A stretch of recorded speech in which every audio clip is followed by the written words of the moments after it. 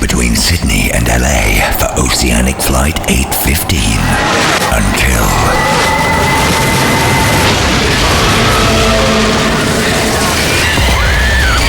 Now, lost on a mysterious island, the survivors have more to fear than survival itself. 5, 4, 3, 2, 1.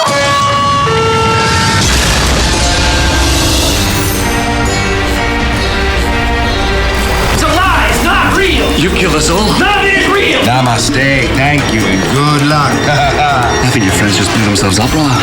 I just saved us all. I've got to go, and you've got to get as far away from here as possible. Go where? Stop! I'm gonna blow the damn Tom. Who are you people? We're the good guys, Michael. You push the button. That's an order. All we really need to survive is one person who truly loves us. Miss Whitmore, I think we found it. This is the Lost Initiative from Sky One.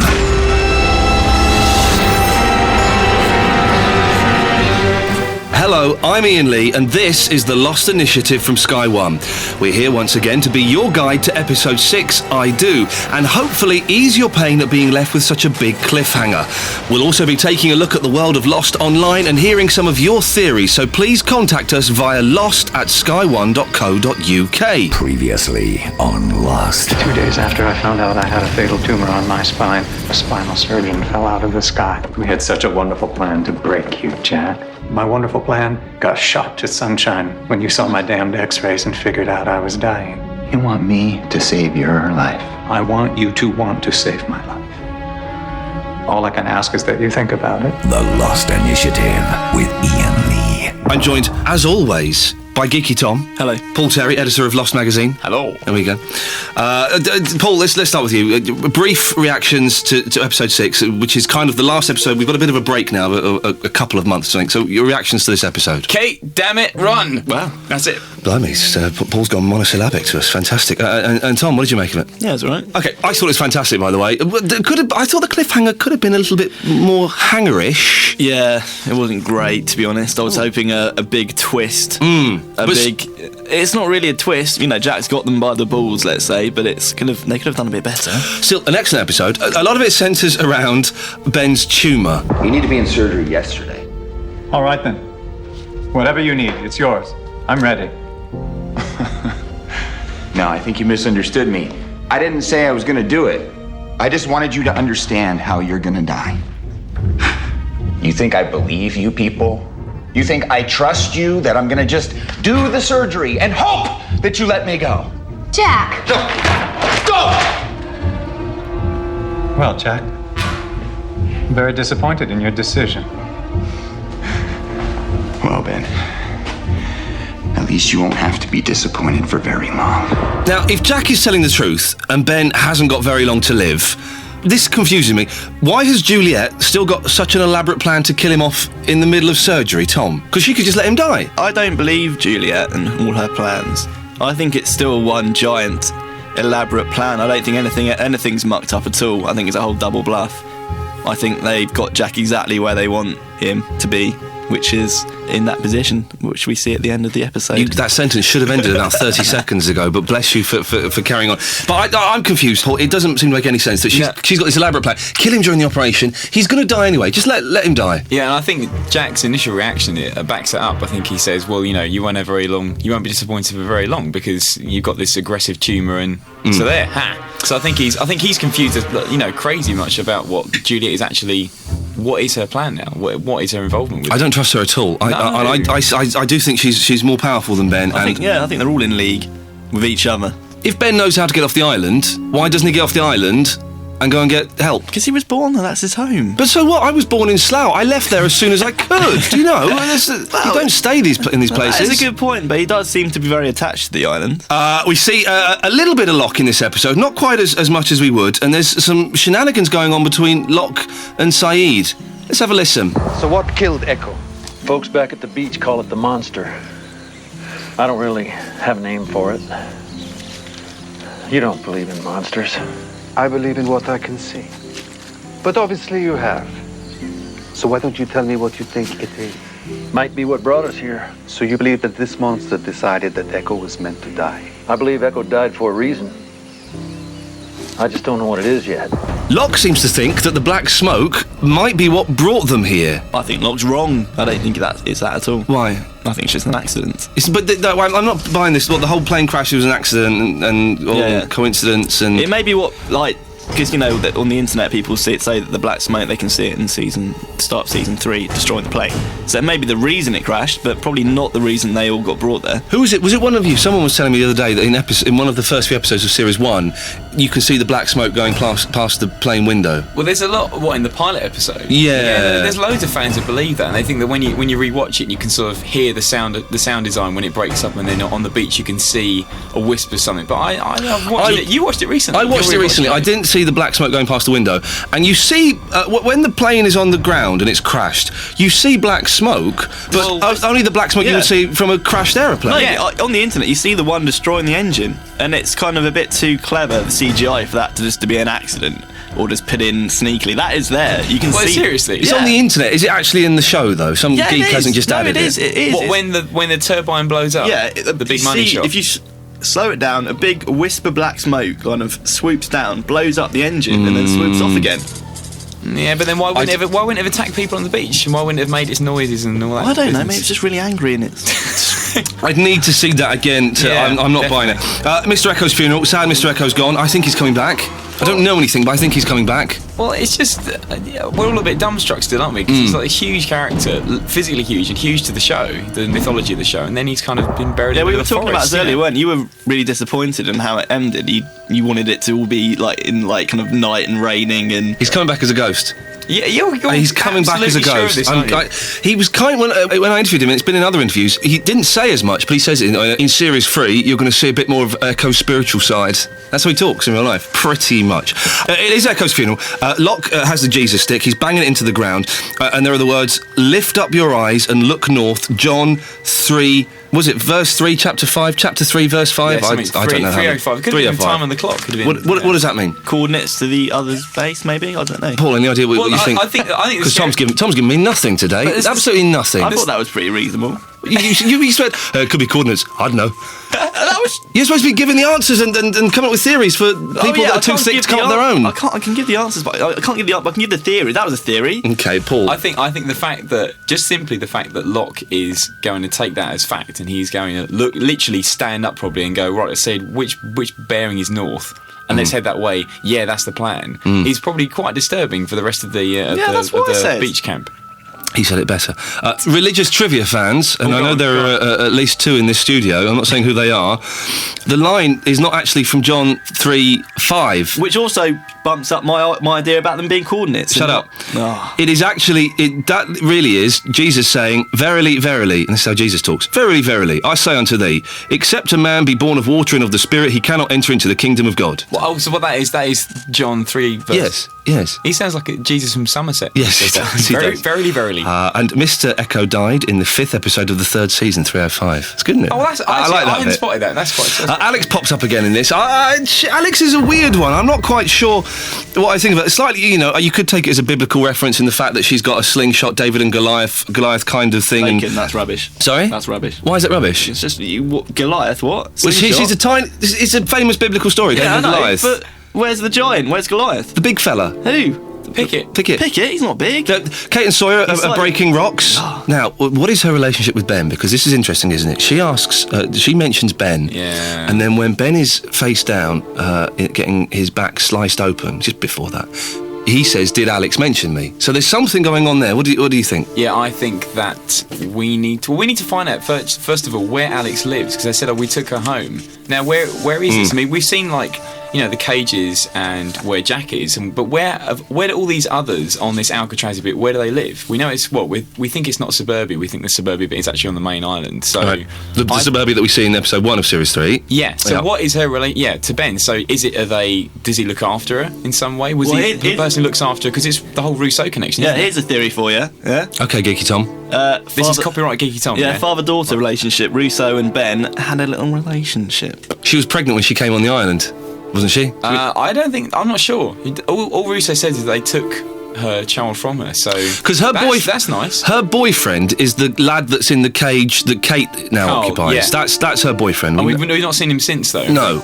Right. So Ben and her aren't. He's not some kind of, what, sugar daddy? Lolita kind of thing going on there. Oh no! Oh, you've turned your nose up in disgust there. Well, that's a bit sick, really, wasn't it? It's not sick. I'm for God's sake, I'm not saying I approve of it. I'm just trying to, go up every avenue. Oh, that's no fortunate choice of phrase. She's confident the picket won't shoot her. So it does imply that there's. I like the thing about Ben being her dad, actually, Tom. I think that's pretty cool. I think that makes a lot of sense. Like you. That she's a pain in the bum, but they won't kill her. No. Why would the others want to kill her boyfriend, though? This Carl figure, who we're assuming is her boyfriend. Maybe, we don't know. The whole kind of the dad-daughter thing, dad not liking the daughter's boyfriend, so I'll kill him. Could be that. Okay, well, thanks. I think we've got a caller on the lost line. Alex, are you there? I am. Hello, Alex. How are you doing? I'm very well. How are you? Fine and dandy. You've seen episode 6? Yes. What did you think of it? It's awesome. Like all the other Lost episodes. Oh, we've got a Lost bumlick. Okay. Some of the episodes are rubbish, aren't they? Not many. Not many, but there are a few. The religious one with Charlie in Series 2, that's rubbish. Yeah, but that was the Charlie one. So what have you got for us today? Right, I have a theory about Danielle. Yes. Because after seeing the season opener where you see the others' village, I don't believe that Danielle doesn't know that they're there and that she doesn't know that they've got houses there and everything. So I now believe that she is one of them. And she came to the island as part of the Dharma Initiative, which was her science expedition, which explains that. Oh. And when she was there, she had a relationship with Ben. Oh, yes. And during the relationship, she fell pregnant. And while she was pregnant, Ben convinced her to give up the baby to spearhead their experiments they were going to do on kids. Like, this is why they take the other kids. And what are the experiments they're doing on kids? I don't know exactly what the experiments are. Probably something to do with a brain computer. Shut up. Shut your face. Carry on, Alex. Extension project, that kind of thing. But he convinced her to give it up. So Alex has been raised as like a lab rat who doesn't really know who her mother is. Wow. But she might know who her father is. And that's why Russo kind of wanders a bit mad and she's quite convincing when she tells the survivors that she's, Right, I like this. Tom, he's backing up what you're saying about Ben possibly being her dad, something I hadn't even considered. What do you think about Russo being part of Dharma? No, I like that. That works. Yeah, that's good, isn't it? No, because there's so many holes in her backstory, and when she's with the survivors, I think she's actually on missions from the others. Like when she took Henry Gale to Saeed, I think that was set up purposely. All right, Paul, sounds good, doesn't it? Anything there that doesn't sit comfortably with you? Some of it, I can't buy into Russo being sort of double crossing the castaways, or no. That doesn't sit with me. But the Dharma, the thing that she could be working for Dharma, that's good, isn't it? She was on a science mission. I mean, and she had a hatch as well, and she couldn't have built that hatch herself. Did she have a hatch? Well, it wasn't a hatch. It was just really, wasn't it? Kind of thing. She could have built that. That was all just. There wasn't much there. It was. I just think Russo seems far too resourceful to be happy to not be going into that sort of suburbia. She knows where it is late at night with her rifle and doing something proactive, because she's very proactive. She's not sort of like a shy retiring type. So I don't know. This I like the idea about the relationship again, extending Dear Tom's theory, but I don't think she's doing anything to the castaways that's mean. I think she's genuinely wants to stay away from the others and is frightened of the whispers and is frightened of the security. I think she's insane. You'd go mad living on an island for that long, wouldn't you, on your own?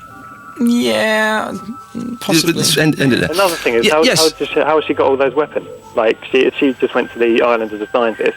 Yes. Why has she got guns and things? Why would scientists have guns to do experiments with bullets? I don't know. Alex, anything else before we say goodbye? Yes, I have a little thing about season 3. Yes. The next episodes. Yes. Apparently, Hurley's dad is going to be played by Cheech from Cheech and Chong. Wow. Oh, no, really? That's good. That is good. Which one's Cheech? Is he the one that was in the Golden Girls spin-off series where they had a hotel? Yeah, he was in From Dusk Till Dawn as well. Yes, oh, okay. Oh, he's good. Yeah, I like him. I don't like Chong. Tommy Chong is his name. Alex, listen, that's excellent stuff. Give us a call again. Okay, cool. Thanks very much. Thank you very much. Bye-bye. What a nice fellow. And also had decent stuff to say. Wasn't the usual rubbish. And got in a Cheech and Chong reference. Up in smoke. Now, if you'd like to call us on the Lost Line, all you've got to do is send us an email with your details, phone number, bits and pieces like that. Send an email to lost@sky1.co.uk. Now, Kate and Sawyer, a lot of Kate and Sawyer action going on. Now, there's one bit where Kate climbs out of her cage and breaks open the lock on Sawyer's cage. Let's have a listen. Go! Get out of here! Run! You're out of your cage. Why don't you run, Kate? ask me, I ain't running. 'Cause there ain't no place to go. What are you talking about? We ain't on our island. We're on another island, like an Alcatraz, a couple miles offshore. So unless you're a mermaid or you got a boat, there ain't no point. When were you planning on telling me this? Never. Why not? Why wouldn't you? Because I wanted you to believe that we had a damn chance. So Sawyer tells Kate that there's another island. Should have told her earlier. Yeah, but he was doing the panic, didn't he? With the what's the What he says? I can't even speak the thing. I wanted you to believe we had a damn chance. That's good. That is good. But just be honest with it. This is one of the things that really knocks me off about this program. Is no one talks to each other. No one says, "Look, we found this. You found that. You found that. There's another island. Let's pool our information together and come up with some kind of plan." Yeah, but Kate and Sawyer at the moment are in this life or death situation. So I think you can't be as flippant with each other with information like that. He genuinely convinced himself that there's no way out. There's no way out for those two. So he was kind of biding his time. He hasn't convinced himself. They've convinced him. That was like a trailer. They've convinced him. I didn't like them getting it on. I thought it was silly. You wouldn't do it like that in a stage with hints of, as you said, as we watched it, hints of bondage and It got a bit raunchy, didn't it? Yeah. With the whole wrists up against the bars. Bit of restraints. And raunchy. You're on camera as well. Actually, yeah. She doesn't know that. Yeah, Kate You can see the camera though. No, but that's interesting. Sawyer knows that, so he's like, yeah, whatever. It sat uncomfortably with the sex scene. It felt. I know why it's there. It's to make Jack go, well, hey, hang on a minute. If they've been getting it on, then I'm gonna change my mind about something. But it sat uncomfortably. It was the first proper. Sawyer's had it off with two chicks on the island now because he had Anna Lucia. He's winning on the bedpost scratch. It's 2-0. You should have a little tree somewhere where he's clocking them off. But even with the Anna Lucia thing, we didn't really see much. We saw them rolling around and fighting a bit. It was similar, wasn't it? It was kind of like shirts removed, bit of heavy panting, and then cut away. And they can't show it. Come on. I thought they showed a bit too much in this. I thought it's boring. But the best I don't like doing it myself, let alone watching other people doing it. Do you know what I mean? It's a chore. But the best bit of it, and I approach this carefully, is when he says, you know a little bit about her. You said love me. I can't do this as good as you. I need a cigar. Yeah. But she doesn't say anything back. He says, "Were you saying that just to get him off me?" And she just says nothing, and she kisses him and doesn't say anything. Which you said, kiss speaks 1,000 words, but it's just, that's what girls do. She's not committed herself to say yes, I'm in love with you, and I think that it's going to get messy. I think that's a problem. But it looked like it was getting messy. Do we assume it was all part of Ben's plan? Yes. Thank you. It must be, wasn't it? It's all a setup so that Jack stumbles in to see them cuddling and the door just happened to be open. Yeah. The intercom crackles like an alarm clock, isn't it? Okay. It's all part of their plan. Now, just before Kate is taken to persuade Jack to do the surgery, we hear Juliet arguing with Pickett, who says, and we were all listening very carefully to this, I've jotted this down. Oh, okay.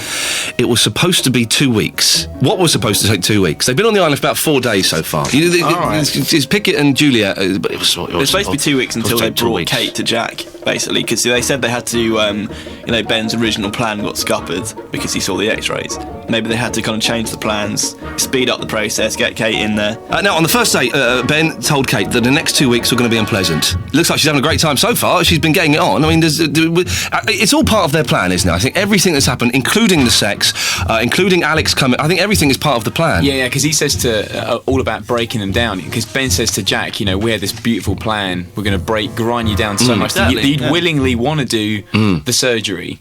But him telling Jack that is part of the plan as well. It's all bluff and double bluff. It's all a long con. Yeah, it's all a genius. But we've been told so many times that they're all liars by Alex, by Juliet. Just Or would you trust Alex then? And with Alex, is that all part of a setup? Well, Alex running in and going, "Don't trust them." Does she go off camera and go? I think that she's part of a different group. I think she's. I think there's a group of children living on the island. Well, we haven't with seen magical powers. We've seen the children walking around with the teddy bears and things, haven't we? Yep. But we haven't seen a nursery in the compound. No. Okay. Now, a Kate flashback, and during the flashback, what did you say, Tom? Damn! Oh, she's so beautiful. Was that your word? You like her nose, don't you? She's so beautiful. A lovely little turned up nose. I just don't like her teeth, though. She looks like a man. She doesn't look like a man. Big muscular arms. She looks beautiful on the wedding day. Oh my God, she's. But apart from the shoulders and the arms, you got a thing about strong women, Tom, fill us in on the facts that we've learnt about Kate from the flashback? That she is a compulsive liar and she doesn't like taco night for some reason. Why doesn't she like taco night? Okay, I've asked that to the wrong person. Paul, fill me in on the facts that we've learned about Kate from the flashback. There were some good facts in there. Okay, well, yeah, she lied that her name was Monica to this small suburban little town. I will do taco nights.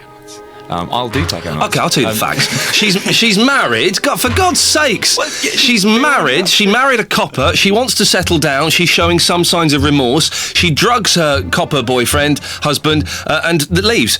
And she doesn't like taco nights. See, that's why you're the governor on this show. There we go. And of course, we all spotted that the honeymoon tickets to Costa Rica, booked with Oceanic Airlines, couldn't fly because it would mean getting passports and documents and things like that. Although you were saying that she must have got some kind of documents to get married, surely. Yeah, she's got some hooky ID papers, but no, it's I think it's just about her psychology, isn't it? She just cannot. She nearly had a baby. You didn't mention that. Oh yes.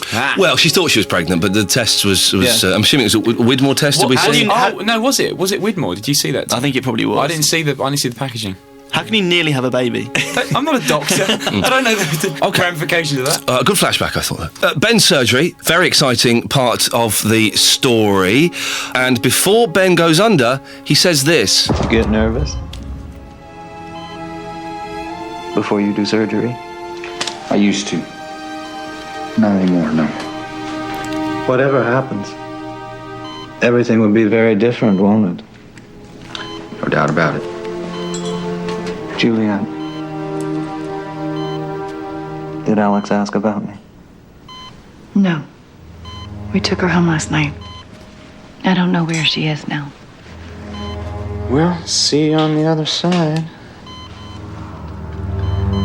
I'm ready. Now, as soon as Jack starts surgery, Pickett leaves and says to Jason, Ben just put his life in the hands of one of them. Shepard wasn't even on Jacob's list. Who is Jacob? Well, that is one of those brilliant lines in Lost where they just mumble a line and everybody goes, what? I didn't even notice that the first time. I didn't even register with me. Were you watching the episode? That was quite a big bit. Do you think Jacob is that guy who was referenced in season 2 with he didn't even want that? The great man. He's a great man, yeah. You need to make the list. In maternity leave, yeah, with the argument between Tom and Ethan. Yeah, I think that's him. And the list, the Jacob's list, made before the crash? Made after the crash? Made after. Judging by the reaction, the others' reaction when the plane crashed. I'm going to say after. Okay, here's some. I'm going to say before. Oh, well, then you're going back on what you said then. Because you were saying that the crash was an accident. Yeah, I think the crash was an accident, but I think also that the plane might have been destined to end up on the island at some point. As in, like, they knew all the passengers of the plane. What was your theory? The runway theory? There's a runway on the island. Well, yeah, they might have actually been planning to land there. The anomaly... The big secret runway. The anomaly... Here's something for you. Jacob has infiltrated... This is a theory. Jacob has infiltrated the Losties and is one of them. Ooh, I like that. That's actually what would be rubbish is if it's Paolo. What would be great if it was Locke. Exactly. Yes. It would be fantastic if Locke was Jacob and he's masterminded the whole thing. Jacob... I'm excited. It'll be good, wouldn't it? It'll be good. All their partial memories... If Jacob is Locke, but Locke doesn't know that he's Jacob. Ooh, he's winning. Oh yeah, I like that. He's winning, isn't he? But it would be really disappointing if Paolo is Jacob. Yes, I'd like to mention Surely that as can't well. be. Yeah, with so Bobbins, he suddenly becomes the man behind it all. He's used the golf club and he's gone to the toilet. And I mean, I don't think we can set him up to be the man of the entire programme. There is a Jacob Vanderfield on the board of directors at the Hanso Foundation. In one sentence, Paul, what is Hanso for anyone who's just joined us? Oh, blimey! What, in one sentence? One sentence. Not a very long sentence either. Related to Dharma, could be one of the same funding projects on Island. Could be behind the island, Could basically. be behind everything, okay. And there is a biblical Jacob with a twin called Esau, who has a son called, dig this, boys and girls, Benjamin. Wow. Oh. Maybe Ben's dad. It's Ben's dad. Well done, yes. Grandfather Jacob. Ben and Locke are brothers. Yes. Come on! That's it. You know it makes sense. They're brothers. Of course they are. And that's why Ben is so good at conning. Because he's learned from his dad. And that's why Ben wanted him, because he was a good one and came for Locke. This is fantastic. This is it. We're cracking it, guys. Oh, we've got it, man. It would be really terrifying if we'd actually sussed it. Okay, we've got an email. This is Pete from Nottinghamshire. Hello, Ian. After the season 2 finale, it seems very likely that the plane crash was not planned by the others. However, this seems odd, as the others seem to be prepared and have collected an impossible amount of data on the survivors. In recent episodes, we have evidence to believe that Desmond can see future events before they occur. It would not be totally bizarre to believe that the others have a similar ability, and instead of creating the crash of Flight 815, predicted that it would happen long before the plane actually crashed. This would explain the others' high level of preparation and organised reaction to the plane crash. What? Well, who wants to rip that one apart first? If they had precognitive, I said it, precognitive visions. You said it once, yes. I know. Then surely they'd stop it happening to some degree, because they'd stop the anomaly happening, because it screwed loads of things up, didn't it? But if they can, maybe they can only. I don't buy this at all. But maybe they can only predict the future. They can't influence it. It's rubbish. They can't predict the future. They were shocked when that plane crashed. Yeah. They weren't organised. They knew the plane was coming, though. No, they didn't. Yes, they did. No. Yeah, well, that's they what did. I'm saying, that the plane was bound to do something with the island, land or nearby, or land in LA, then collect them. I don't know. I suppose if Locke is Ben's brother, then they would have to be. I love this is, that. This is good. This is great. This is going to be on the web. I've not seen this on any of the websites or anything yet. No, I think, can we copyright this initiative? Can we put that theory on Lostopedia, please? You want to? Yes.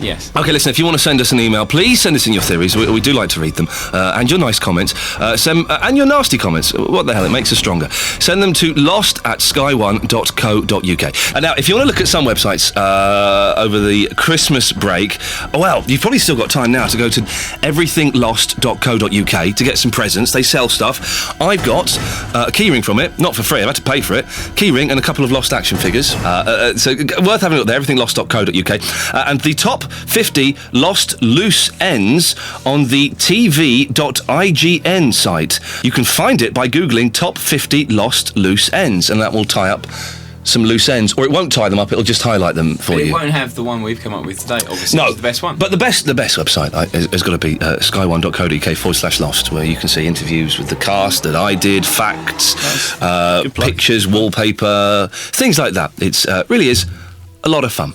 Now, Jack's cunning plan in this episode is very exciting. He makes a slit in Ben's kidney sack. Oh dear. I love this That's bit, yeah. unpleasant, isn't it? And then he demands to speak to Kate. You remember what I told you on the beach? The day of the crash. Do you remember what story I told you when you were stitching me up? Do you remember it? Yes, I remember! When you get safe, you radio me and you tell me that story. If I don't get a call from you in the next hour, I'm gonna know something went wrong and he dies! I can't leave without you! Yes, you are. Go. Yes, I can! Go, now! I can! Pete, damn it, run! Paul, what was the story that he told Kate on the beach? Oh, it's within the first 15 minutes of the pilot episode when he's stitching her up, and he says about how it was like angel hair pasta. Like all the kind of, he was doing spinal surgery and all the kind of fluid, spinal sac broke all the fluid around, and then he just calmed down. He counted to 5 with the fear and let it take him over 5 seconds, and he stitched her up. So it's quite an intricate story. So only she'll know all the details of that. So it's a good plan. Which makes me think the very fact that he said, "Tell me that story only when you're safe," and didn't mention the story, means that at some point she's going to tell him a different story, the wrong story. That she's going to be, that thing where there's a gun held to her head. Tell him the story. Okay, yeah, it was about when you made that cake. Yeah. I hadn't thought that. That's cool. That could get out for Kate. Yeah. It just seems odd that he didn't say. Yeah. Well, otherwise the others would have heard it. It seems odd. So, okay. Very exciting scene. What would have been brilliant, Tom, I don't know if you agree with this, and what Old Lost would have done when it was a bit braver, put a bullet through Sawyer's head. Yeah, that would have been good. Wouldn't that have been fantastic? Well, Old Lost would have, when he'd got the walkie-talkie and Jack was like talking to Kate, would have gone, remember all that stuff I told you at the beginning? Well, it's all alive. In fact, being sent by the government to come and get in this position and kill Ben. This is how you would have done it, isn't it? This would have been brilliant. Can we assume by Tom and Pickett's reaction to Jack's plan that they're on Ben's side and not Juliet? Because we assume that Juliet wants Ben killed, and she says there are others like me who want to change. It would seem that Tom and Pickett are on Ben's side and want him to live. They look like hired goons, aren't they? Brilliant. Why does Pickett hate Sawyer so much? There's no real reason. Well, he blames Sawyer for the death of his wife, which is ridiculous because Son shot her to death. He shot her in the stomach on the boat. So I think he just blames. I mean, it's surely easier to kill Jack or something. And what I don't get is why, when Jack's talking to Kate in the bit that we just heard. Why doesn't Kate say, "Can't escape, Jack, we're on a separate island, mate"? Sawyer just told me before we did it. Well, I guess if she does love Sawyer and he's got a gun to his head, she's too freaking out emotional about that. to think straight. Exactly. Okay, one final quick thing. Jack is telling Kate to run away. Is Sawyer going to stay behind? Is Sawyer going as well? Well, Sawyer's got a gun pointed to his head. So it depends if Jack goes, let Sawyer go as well, but he hasn't. He's just said, let Kate go. No, it's a good point. Yeah, he's only worried about Kate. He's not saying the pair of you get the hell out of it. That's Well, I think that Sawyer is going to be kept there, and it's going to be used for bait to get Kate back again. Possibly. Maybe. Okay, listen, we've had 6 episodes. We've got a little break until, I think, sometime early February, something like that. Paul, what have you learnt in these first 6 episodes of Series 3? Hydra seems to be a station on an Alcatraz type thing. Part of it underwater. Jack's being held there. He's just done some surgery on Ben, but he might let Ben die to let his mates escape. Tom, your go. It seems that the others wanted to actually get their hands on Jack all along to do the whole kind of spinal surgery. Okay, Paul, you'll go, but faster now. There's possibly a sub, and there's a guy called Jacob. He could be the man behind everything. Who we think right now today could be Locke's dad, and Locke could be brother of Ben. Right. Yes. Desmond may have special powers. Oh yeah. There's a guy with an eye patch on in another hatch. The hatch imploded. The others have contact with the outside world. And we've met Ben and Juliet. There are more bears. Listen, Paul, editor of Lost Magazine, thank you as always. Thank you. Thanks for the freebies, we always dig that. Geeky Tom, thank you. No problem. Now, have a good Christmas. Now, there is no more Lost now until February, but between now and then, we'll be giving a special New Year's present to you of 2 video podcasts with some sneak previews of what is to come on Lost. And you can satisfy any Lost cravings you have by logging on to the excellent website, sky1.co.uk/Lost, where you can find exclusive cast interviews and news, character descriptions and updates, and you can see the video of when I met the cast. Hey, and become our friends at myspace.com/Lost on Sky One. I'm Ian Lee, and may I wish you a very, very, very Merry Christmas and a Happy New Year to you from the Lost Initiative. Don't laugh, I'm being sincere. The official download show for Lost in the UK. Namaste. The Lost Initiative is a co-ink production for Sky One.